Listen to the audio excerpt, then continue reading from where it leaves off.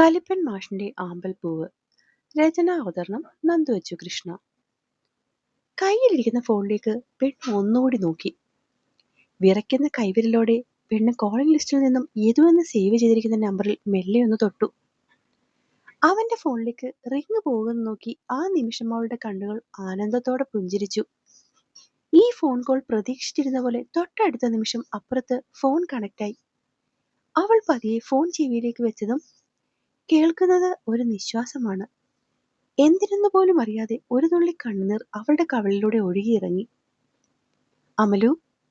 ഏങ്ങലടിയുടെ ചീടുകളിൽ ഒന്ന് അവളെ പറ്റിച്ചും കൊണ്ട് പുറത്തു ചാടിയതും അവൻ വെപ്രാളത്തോടെ വിളിച്ചു. കുഞ്ഞേ.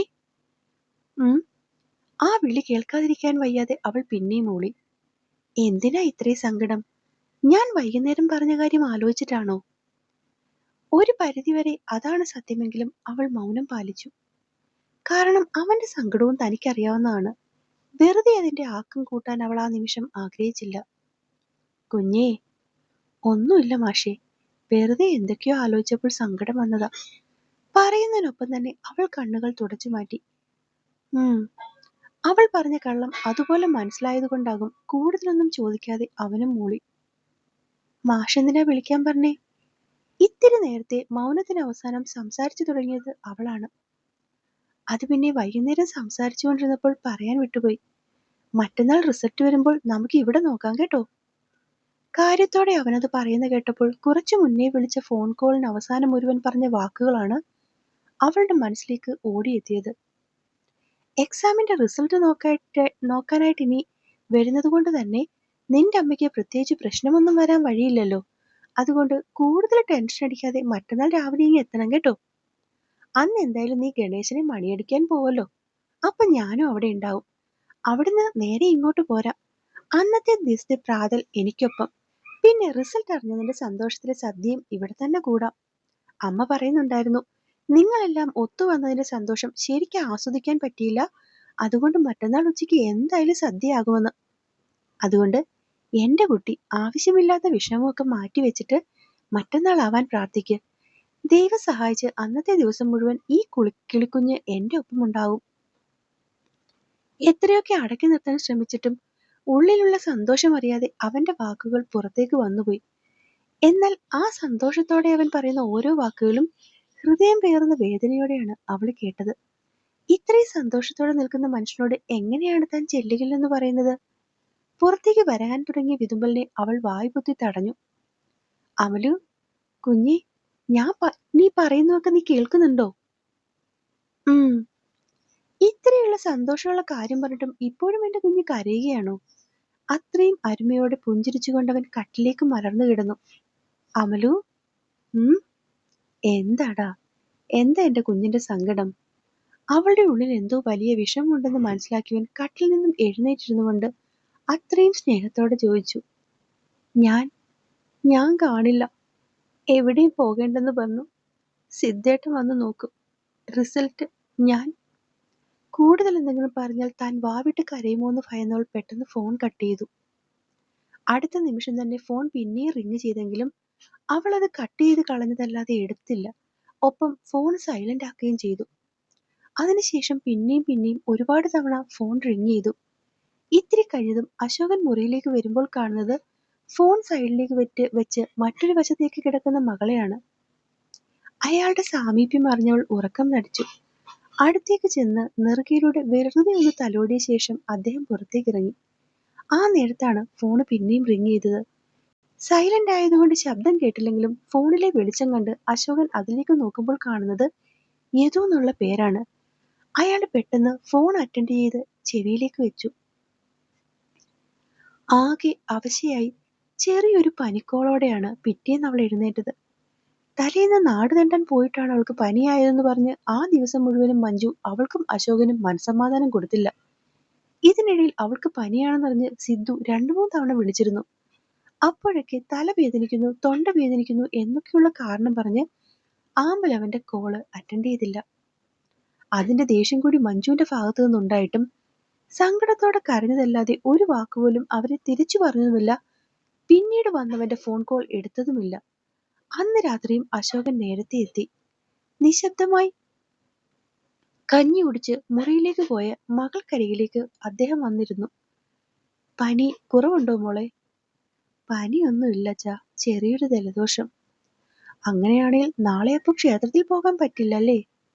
പറ്റൂ അച്ഛാ, ഇത് നാളെ രാവിലെ ആവുമ്പോൾ മാറാവുന്നതേ ഉള്ളൂ. ക്ഷേത്രത്തിൽ പോയാൽ അവനെ കാണാൻ പറ്റുമല്ലോ എന്നുള്ള ആഗ്രഹത്തിൽ അവൾ ചാടിക്കയറി പറഞ്ഞു.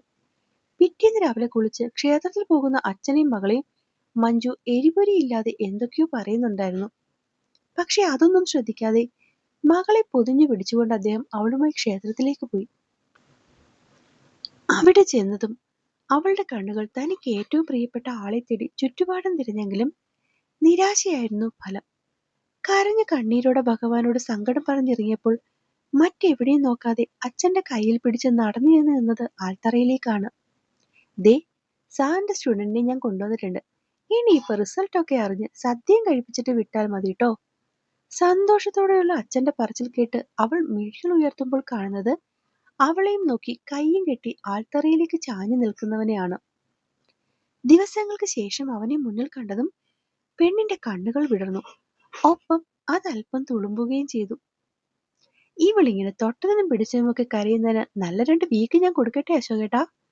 ഇത്തിരി കൂടി അവർക്ക് അടുത്തേക്ക് നീങ്ങിയവളെ നോക്കി ചിരിച്ചുകൊണ്ടായിരുന്നു ചോദ്യം. അതൊന്നും വേണ്ട, നിന്റെ മോള് നല്ല കുട്ടിയാ. അശോകൻ ചേർത്ത് പിടിച്ചതും അവൾ അയാളുടെ മുഖത്തേക്ക് നോക്കി. മോൾക്ക് ഒരു സങ്കടവും വേണ്ട, അച്ഛനുണ്ട്. അച്ഛാ, പക്ഷെ വീട്ടിൽ അമ്മ, സിദ്ധെ.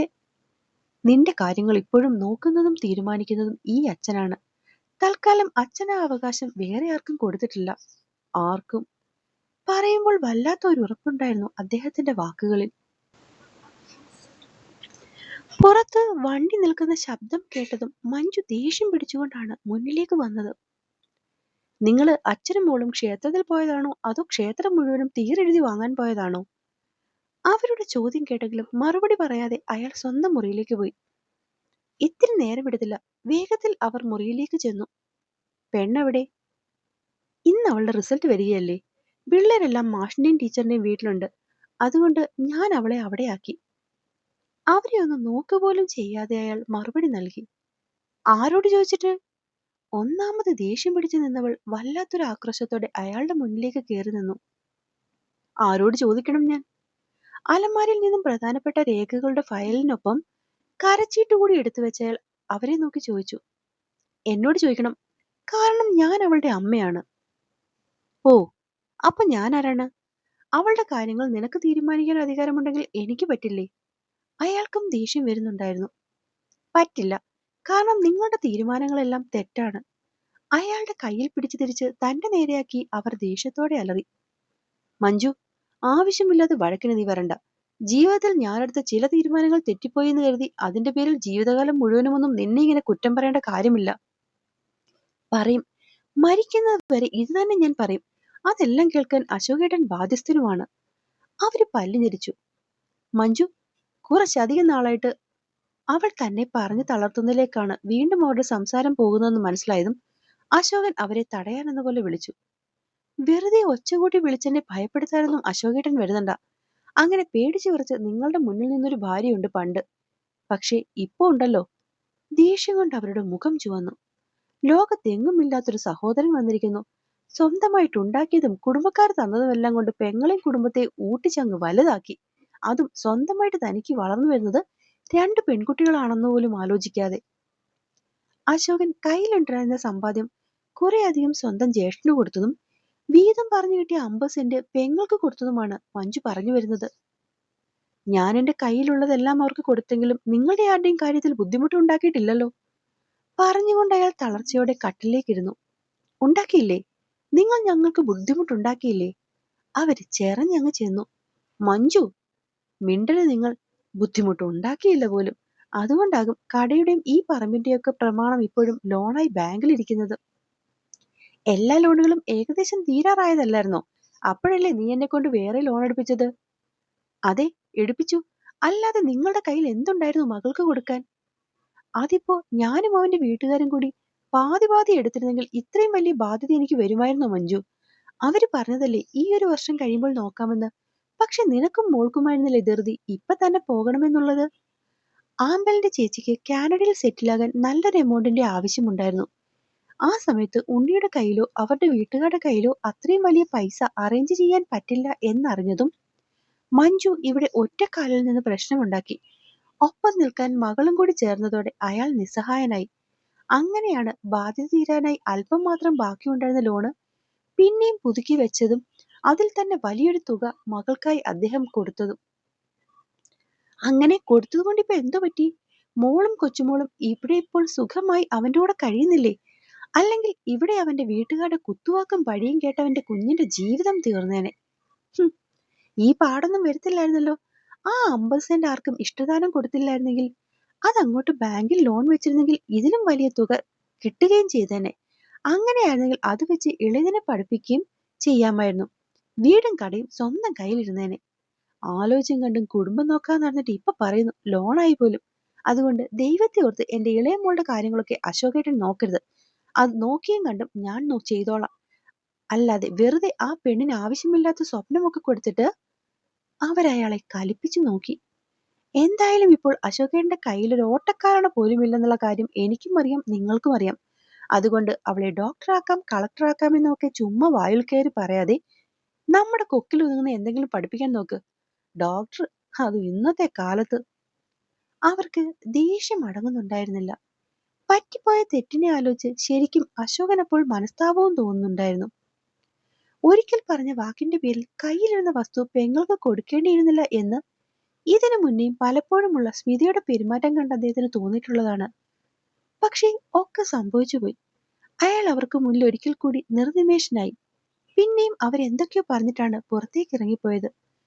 ഒക്കെ കേട്ടു നിന്ന് അയാൾ പോക്കറ്റിലിരുന്നൊരു പേപ്പർ എടുത്ത് ഒന്നുകൂടി തുറന്ന് വായിച്ചു. പിന്നെ അത് മടക്കി ഫയലിലേക്ക് വെച്ച് അതുമായി പുറത്തിറങ്ങി. ഇതിപ്പോ കുറെ നേരമായല്ലോ നീ ആലോചിക്കാൻ തുടങ്ങിയിട്ട്. എന്താടി പെണ്ണെ ഇത്രയങ്ങ് ആലോചിച്ചു കൂട്ടാൻ? ധാവണിയിൽ തെരി പിടിച്ച് എന്തൊക്കെയോ ആലോചിച്ചിരുന്നവളുടെ തലയിൽ പിടിച്ചൊന്ന് കുലുക്കി ഏതൻ കളിയാക്കി. ആമ്പല് അവനെ ഒന്ന് നോക്കി. ഭയങ്കര സന്തോഷത്തിലാണ് ആളെന്ന് ആ മുഖം കാണുന്ന ആർക്കും പെട്ടെന്ന് മനസ്സിലാകും.